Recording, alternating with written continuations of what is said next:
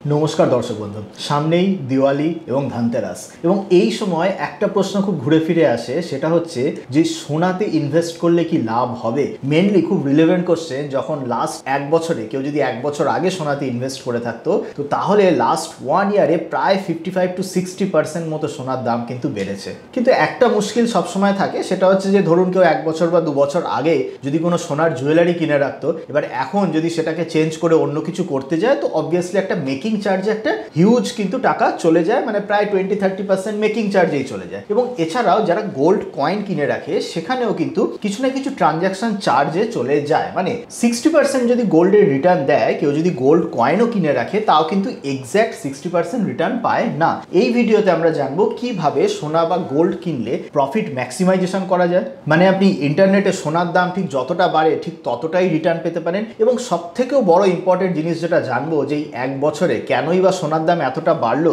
এবং আগামী দিনে সোনার দামে কি হতে চলেছে। মানে এখন যেই সোনাতে ইনভেস্ট করার কথা ভাবছে তাদের জন্য কি ওয়েট করেছে, বা এখন সোনাতে ইনভেস্ট করা কতটা বুদ্ধিমানের কাজ হবে কি হবে না, এই সমস্ত নিয়ে আজকের এই ভিডিও। তো প্রথমেই জেনে নেব যে সোনা থেকে প্রফিট ম্যাক্সিমাইজেশন। আমরা সকলেই জানি যে সোনার যদি গোল্ডের যদি কোনো আমরা জুয়েলারি কিনলে অবভিয়াসলি তার তো একটা ইউজেস করছি, কিন্তু যে কোনো জুয়েলারি মানে depending on the design and style প্রায় 20 to 30% এইরকম কিন্তু মেকিং চার্জ চলে যায়। যত ব্র্যান্ডের যত বেটার ডিজাইন হবে তত সেটা চলে যায়। তো বুঝতেই পারছেন, তো যদি আমার কোনো পুরনো সোনার জুয়েলারিকে আজকে যদি আমি ভেঙে অন্য কোনো জুয়েলারি বানাতে যাই তো তখন অবভিয়াসলি আমার একটা বড় রকমের পার্সেন্টেজ কিন্তু আমার চলে যায়। তো এই কারণে অনেকে কি করে গোল্ড কয়েন যেটা সে গোল্ড কয়েন কিনে রাখে। কিন্তু গোল্ড কয়েন কেনারও দুটো প্রবলেম। প্রথম প্রবলেম হচ্ছে ওখানেও 100% ভ্যালু কিন্তু পাওয়া যায় না, কিছু ট্রানজাকশন কস্টে চলে যায় জিএসটি অ্যান্ড অল। আর সেকেন্ড যেটা প্রবলেম হচ্ছে গোল্ড কয়েন যদি আপনি একটা মানে বড় অ্যামাউন্টের কেনেন তাহলে একটা স্টোরেজ এবং সিকিউরিটিরও কিন্তু একটা টেনশন থাকে। মানে ধরুন কেউ যদি 10 লাখ টাকার গোল্ড কয়েন কিনে ঘরে রাখলো তো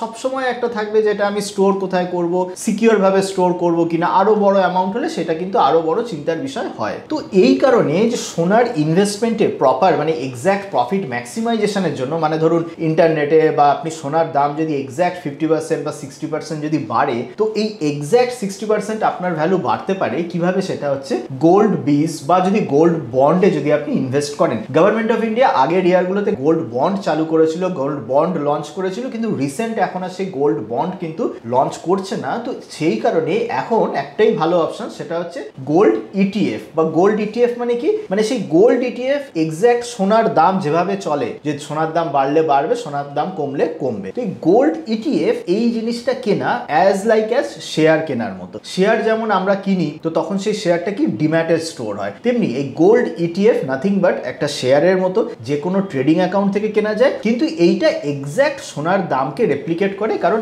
এই ইটিএফ দ্বারা যেখানে ইনভেস্ট করে সেইটা আন্ডারলাইং অ্যাসেট হলো গোল্ড। তো এই মোস্ট পপুলার গোল্ড ইটিএফই হলো গোল্ড বিজ, GOLDBEES। তো এই গোল্ড বিজের যদি আপনারা লাস্ট 1 ইয়ারের রিটার্ন দেখেন বা 2 ইয়ারের রিটার্ন দেখেন বা 3 ইয়ার্সের রিটার্ন দেখবেন এক্স্যাক্ট গোল্ডের যে রিটার্ন আসছে সেই রিটার্নের কিন্তু ক্লোজেস্ট এনাফ। মানে ওখানে ইনভেস্ট করলে আপনার কিন্তু গোল্ডের রিটার্নের এক্স্যাক্ট রেপ্লিকা আপনি পাবেন। এবং সুবিধা একটা হচ্ছে যে সেটা ওই স্টোরেজ, যেমন আপনি ফিজিক্যাল গোল্ড বা গোল্ড কয়েন যদি বেশি করে কেনেন একটা স্টোরেজের চিন্তা থাকে, কিন্তু এই গোল্ড বিজ আপনি 10 লাখ কিনুন, 50 লাখ কিনুন, 1 কোটি কিনুন আর 10 কোটি কিনুন, পুরোটাই ডিম্যাটে থাকছে। সুতরাং ডিম্যাটে থাকলে তার কোনো টেনশন নেই, যখনই আপনার দরকার আপনি সেটাকে বিক্রি করে টাকা বের করে নিতে পারেন। যেটা কিনা ফিজিক্যাল গোল্ড জুয়েলারি বা গোল্ড কয়েনের ক্ষেত্রে প্রবলেম, কারণ সেগুলোকে যদি আপনি সেল করতে চান আপনাকে কোনো একটা গোল্ডের দোকানে যেতে হবে, জুয়েলারি যেই দোকান থেকে আপনি কিনবেন সেই দোকানই প্রেফার করবে, গোল্ড যে কয়েনও অনেকটা সেই রকম প্রেফার। মানে সেলিং এ একটা যে ঝামেলা, যে গোল্ড কয়েন বলুন বা জুয়েলারি বলুন,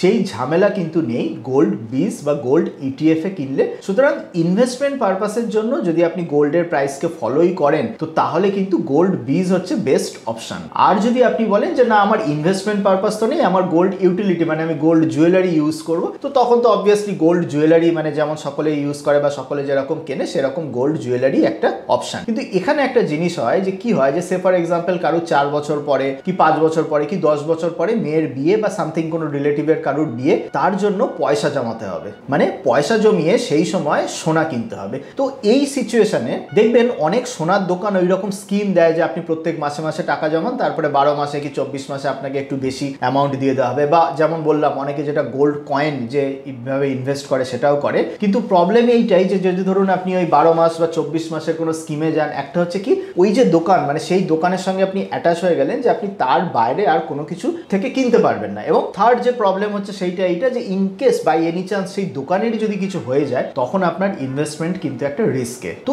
এই কারণে যে যাদের ধরুন 4 বছর কি 5 বছর পরে হয়তো মেয়ের বিয়ে বা কোনো রিলেটিভের বিয়েতে মানে ধরুন 10 লাখ 15 লাখ টাকা সোনার যদি কিছু লাগে, তো তাদের জন্য একটা বেস্ট অপশন হচ্ছে কিন্তু এই যে গোল্ড বীজ যেটা বললাম, এই গোল্ড বীজে এসআইপি করে যাওয়া বা প্রত্যেক মাসে মাসে কিছু ইনভেস্ট করে যাওয়া, যে মাসে মাসে আপনি জমাতে থাকলেন যাতে করে আপনার 4 বছর বা 5 বছর পরে আপনি এক্স্যাক্ট যে সোনার দাম বাড়লো বা যেই ভ্যালুই হলো না কেন সেই ভ্যালুটাই আপনি এক্স্যাক্ট পেলেন। সেকেন্ড হচ্ছে আপনার কোনো সিকিউরিটির কোনো টেনশন নেই, কোনোদিন যে গোল্ড বীজ যেটা ইনস্ট্রুমেন্ট সেই গোল্ড বীজ কোনোদিন বন্ধ হবে না। ডিম্যাট অ্যাকাউন্ট যেটা ডিম্যাট অ্যাকাউন্টও আপনার কোনোদিন সেই ডিম্যাট থেকে কেউ কোনোদিন চুরি করে নিতে পারবে না, এবং ট্রানজাকশন কস্টও কিন্তু মিনিমাল। তো তার মানে আপনারা যারা এইরকম 5 বছর 6 বছর বা 10 বছরের জন্য টাকা যদি জমাতে চান, যে আমি সে ফর এক্সাম্পল আজকের ভ্যালুয়েশনে আমার 10 লাখ টাকার গয়না লাগবে হয়তো 4 বছর কি 5 বছর পরে, কিন্তু আপনি জানেন না সোনার দামটা কি হবে, যদি আজকের এই 10 লাখ টাকার গয়নার ভ্যালু যদি 4 বছর পরে যদি সেটা 20 লাখ হয়ে যায়, আপনি নিজের রিস্কে বিপদে পড়ে যাবেন। তো তাই আজকের 10 লাখ টাকার ভ্যালুয়েশন হিসাবে যদি আপনি এই গোল্ড বীজ কিনে নেন, তাহলে 4 বছর পর কি 5 বছর পরে ওই গোল্ড সোনার দাম যতটা হবে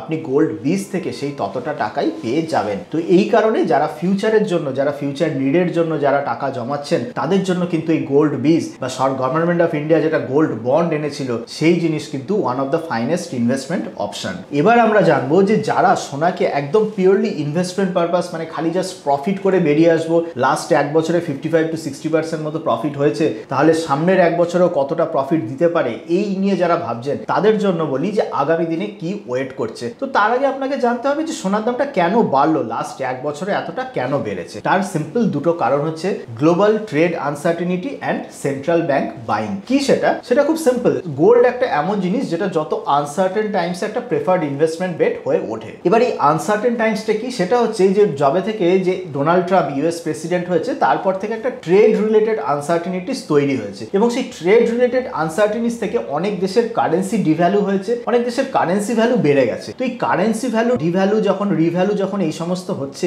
ট্রেড রিলেটেড যখন আনসার্টেনিটিস থাকছে, তখন প্রচুর দেশের সেন্ট্রাল ব্যাংক, যেমন আমাদের ইন্ডিয়ার যেমন আরবিআই সেন্ট্রাল ব্যাংক, তেমনি তারা গোল্ডটাকে কিনে রাখছে নিজেদের মানে হেজ পারপাসের জন্য, যাতে করে ওই আনসার্টেনিটি বা যেটা যে তৈরি হচ্ছে তার থেকে কিছুটা হলো সেফ থাকা যায়। তো এই যে বেসিক্যালি সেন্ট্রাল ব্যাংক বাইং মানে এমন নয় যে লাস্ট 1 বছরে যে ইন্ডিয়ানরা হিউজ পরিমাণে সোনা কিনেছে বলে সোনার দামটা বেড়ে গেছে, সেটা না, র্যাদার সারা পৃথিবীতে সমস্ত ম্যাক্সিমাম দেশের সেন্ট্রাল ব্যাংক যেহেতু ট্রেড রিলেটেড আনসার্টেনিটি ছিল, তো সেই কারণে সোনা কিনেছে, এবং এই কারণে সোনার দামটা বেড়েছে ডিমান্ড বাড়ার ফলে। একটা গুরুত্বপূর্ণ জিনিস এখানে আমরা বলবো, খালি সোনা বলেই না, যে কোনো অ্যাসেট ক্লাসের দিকে যদি আপনি তাকান খেয়াল করে দেখবেন the best performer of previous year may not remain the best performer of the next year. মানে কি, মানে হচ্ছে যে যারা মিউচুয়াল ফান্ডে ইনভেস্ট করেন তারা জানবেন যে ধরুন কোনো বছর ফার্মা ফান্ড খুব ভালো রিটার্ন দিল, পিএসইউ ব্যাংকিং ফান্ড খুব ভালো রিটার্ন দিল, খেয়াল করে দেখবেন যে বেস্ট যদি এই বছর ব্যাংকিং ফান্ড বেস্ট রিটার্ন দেয়, সামনের বছর কিন্তু সেটা বেস্ট পারফর্মিং ফান্ডের মধ্যে থাকে না। এর কারণ খুব সিম্পল, কারণ যে কোনো অ্যাসেট ক্লাস লিনিয়ার ওয়েতে মানে ওয়ান ওয়েতে যেতে পারে না। সিমিলারলি গোল্ড, যদি আপনারা ভেবে থাকেন যে সোনার দাম তো কোনোদিন কমবেই না, সোনার দাম খালি বাড়তে থাকবে, এটা ভুল ভাবছেন। কারণ যে কোনো অ্যাসেট ক্লাসের পেছনে সাপ্লাই অ্যান্ড ডিম্যান্ড সিচুয়েশন কাজ করে, এবং যখনই সাপ্লাই ডিম্যান্ড সিচুয়েশন কাজ করে প্রাইস কখনো এক মুখে যেতে পারে না। বিগত 1 বছর না, বিগত 3-4 বছর ধরে সোনার দাম যেভাবে বেড়ে চলেছে, আপনারা অনেকেই ভাববেন যে আর সোনার দাম কোনোদিন পড়বে না, কিনে রাখি বাড়বে। ভুল ভাবছেন। যত বড় পিরিয়ড ধরে র্যালি চলে, মানে যদি 5 বছর ধরে সোনার দাম বাড়ে, তাহলে খুব হাই চান্সেস আছে পরবর্তী 5 বছর একটা এমন টাইম আসবে যেখানে আর সোনার দাম বাড়লোই না, কনসলিডেট করলো বা কিছুটা হলে পড়তেও পারে। তো তাই এই ধারণা একদমই রাখবেন না। অনেক হাউসওয়াইফরা এটা বিলিভ করেন যে সোনার দাম কোনোদিন নিচে আসতে পারে না। তো এই ধারণাটা একেবারেই ভুল, কারণ যে কোনো অ্যাসেট, সোনা বলে না, সোনা রূপো হোক, shares, mutual fund, what ever it is, কোনোদিন লিনিয়ারলি একভাবে বেড়ে যেতে পারে না। যতদিন ধরে বাড়বে ইন ফিউচারে ততদিন কিন্তু একটা কনসলিডেশন বা তারপরে একটা ডাউন ট্রেন্ডে থাকার সম্ভাবনা। তো তাই সোনার দাম যদি 6 বছর ধরে বাড়ে, তাহলে তার পরবর্তী 6 বছরে কিন্তু একটা হিউজ চান্সেস আছে কনসলিডেশনের। এবং এই বছর মানে 2025-এ যেভাবে সোনার দাম বেড়েছে, আমাদের অ্যানালিসিস কিন্তু বলছে যে আগামী 1 বছরে সেই সেম জিনিস কিন্তু রিপিট হবে না। আগামী বছরও ধানতেরাস বা দিওয়ালির আগে আবার আমরা এই গোল্ড নিয়ে ভিডিও করব, তখন সেখানে আবার দেখা যাবে। কিন্তু এই জিনিসটা জেনে রাখবেন, যত দিন ধরে বাড়বে তারপরের কিন্তু একটা হিউজ পিরিয়ড কনসলিডেশন থাকবে। তো তাই যারা পিওরলি প্রফিট পারপাসে যদি ভাবছেন না আবার সোনাতে ইনভেস্ট করে দিয়ে আবার আমি 50% রিটার্ন পাবো, তো এই এক্সপেকটেশনটাকে টোন ডাউন করুন। আগের বছরের মতো রিটার্ন কিন্তু আসবে না, রাদার চান্সেস আছে প্রাইস কিন্তু কনসলিডেশন বা প্রাইস ডাউনফলের একটা বড় চান্সেস কিন্তু রয়েছে। তবে হ্যাঁ, যারা সোনাকে ইউটিলিটি পারপাসে ইউজ করতে চান, যেমন বললাম যে আগামী 5 বছর পরে কারোর মেয়ের বিয়ে বা কারোর রিলেটিভের বিয়ে, তার জন্য ধরুন 10 লাখ টাকা সোনার গয়না লাগবে, তো সেই 10 লাখ টাকা সোনার গয়না লাগবে, আপনি জানেন না 5 বছর 6 বছর কি 10 বছর পরে সেই 10 লাখ টাকার ভ্যালু কত হবে, সেটা 9 লাখও হতে পারে, 14 লাখও হতে পারে, মানে সোনার দাম আজকের 10 লাখটা আবার 20 লাখও হতে পারে। তো এইটার থেকে, এই আনসার্টেনিটি থেকে বাঁচার জন্য একমাত্র অপশন হচ্ছে ইলেকট্রনিক গোল্ড বা যেটা গোল্ড বীজ বললাম, গোল্ড ইটিএফ বা গোল্ড বন্ড, এই সবে ইনভেস্ট করে রাখা, যাতে করে আপনি যদি প্রত্যেক মাসে মাসে যদি এরকম গোল্ড বীজে যদি ইনভেস্ট করতে থাকেন, একটা ওভারঅল ভ্যালুর কথা মাথায় রেখে 5 বছর কি 6 বছর পরে আপনার যখন গোল্ডের রিকোয়ারমেন্ট হবে, সে কারোর বিয়ে পারপাস হোক কি ফর এনি আদার পারপাস, তখন কিন্তু আপনাকে বেশি ভাবতে হবে না। আপনি সেই ফিউচার টাইমে তখন গোল্ডের ভ্যালু যাই থাকুক না কেন, দ্বিগুণ বাড়ুক, 4 গুণ বাড়ুক কি 10 গুণ বাড়ুক, হোয়াট এভার ইট ইজ, সেই ভ্যালুর কিন্তু টাকা আপনি পেয়ে যাবেন, যাতে করে আপনার গোল্ড বাইং অনেক ইজি হয়ে যায়। কারণ এই জিনিসের স্ট্রাগল অনেকেই করে, অনেকেই ধরুন ভেবে রাখে যে 1 বছর আগে আমি এই টাকা জমিয়ে রেখেছিলাম, 1 বছর পরে আমার মেয়ের বিয়ে সোনা কেনার জন্য, কিন্তু দেখা যাচ্ছে 1 বছর পরে সোনার দামই কত চেঞ্জেস হয়ে গেল, যার জন্য বাজেটিংয়ে অনেক প্রবলেম হয়ে যায়। তো এই সমস্ত প্রবলেমকে দূর করার একটাই অপশন যে গোল্ড ইটিএফ বা গোল্ড বন্ডে আপনি ইনভেস্ট করে রাখুন। সিকিউরিটি নিয়ে কিছু ভাবতে হবে না, আপনার কোনো টেনশন নেই, ডিম্যাট ইনভেস্টমেন্ট সবসময় সিকিউর, এবং মোস্ট ইম্পর্টেন্টলি যখন আপনি চাইবেন তখন বিক্রি করে আপনি টাকা তুলে নিতে পারেন। আপনি জানান যে আপনার কি মনে হচ্ছে যে সোনার দাম আগামী 1 বছরে কতটা বাড়তে পারে, কি পার্সেন্টেজ, কত পার্সেন্টেজ বাড়তে পারে, নাকি সোনার দাম পড়বে, নাকি একই রকম থাকবে, এটা আপনার কি মনে হচ্ছে, এবং সেইভাবে আপনি কি এবছর সোনাতে ইনভেস্ট করছেন